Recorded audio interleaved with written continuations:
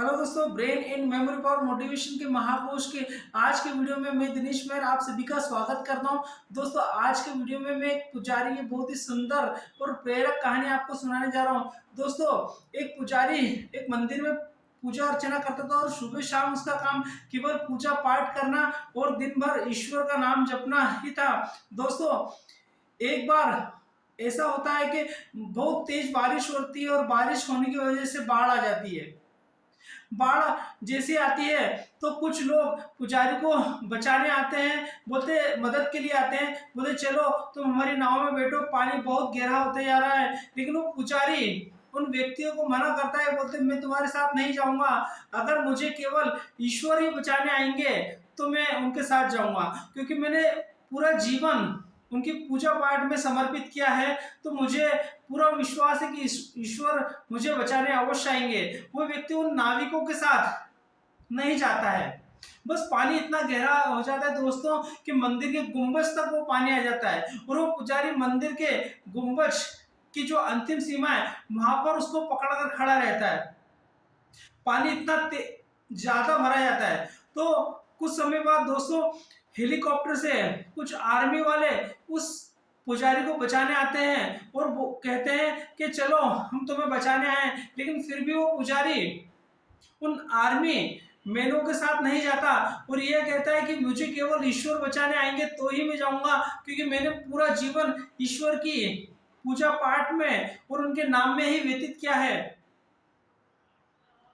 अंततः दोस्तों होता यह है कि पानी उस गुंबद से बाहर भरा जाता है और उस पुजारी को तैरना भी नहीं आता, जिसके कारण उसकी मृत्यु हो जाती है और वो डूबकर मर जाता है। डूबकर मरने के बाद वो सीधे ईश्वर के पास जाता है, भगवान के पास जाता है और स्वर्ग लोक जाता है। और जैसे ही भगवान उसके सामने आते हैं तो भगवान से गिला शिकवा शिकायत सब करता है, बोलता है भगवान, मैंने तुम्हारी बचपन से लेकर अभी तक पूजा पाठ करी और मुझे पूजा पाठ और तुम्हारी आराधना पूजा अर्चना का इतना शौक था, इतना मैं अंतर्मन से तुम्हें मानता था कि मैं मंदिर का पुजारी भी बन गया, जिससे मैं तुम्हारी आराधना पूजा अर्चना सुबह शाम हर समय कर सकूं।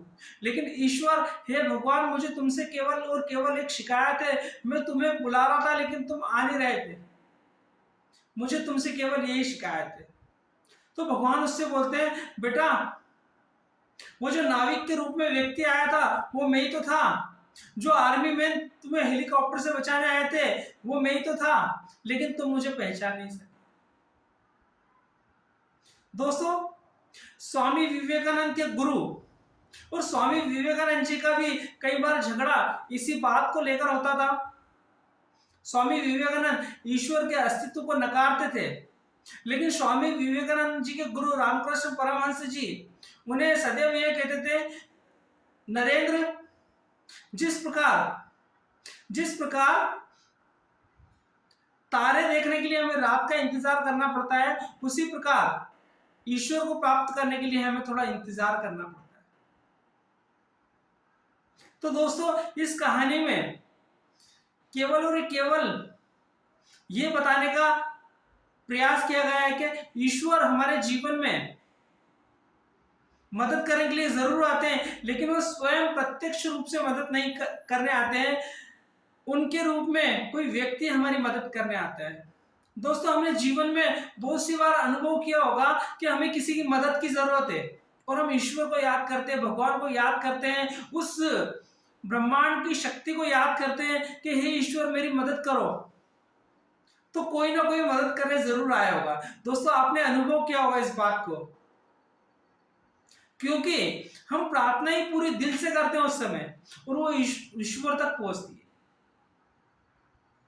इसलिए ईश्वर पर सदैव विश्वास रखो और ईश्वर स्वयं मदद करने आएंगे यह नहीं सोचो, ईश्वर किसी ना किसी को हमारी मदद करने के लिए हमारे जीवन में हमारे कठिन समय में जरूर भेजते हैं। तो दोस्तों, आज की कहानी आपको कैसी लगी? यदि आपको आज की कहानी अच्छी लगी तो इसे लाइक करिए, शेयर करिए, और आप कुछ कमेंट करना चाहते हैं तो प्लीज कमेंट भी कर सकते हैं। और दोस्तों, आपने मुझे सुना उसके लिए thank you so much. Thank you.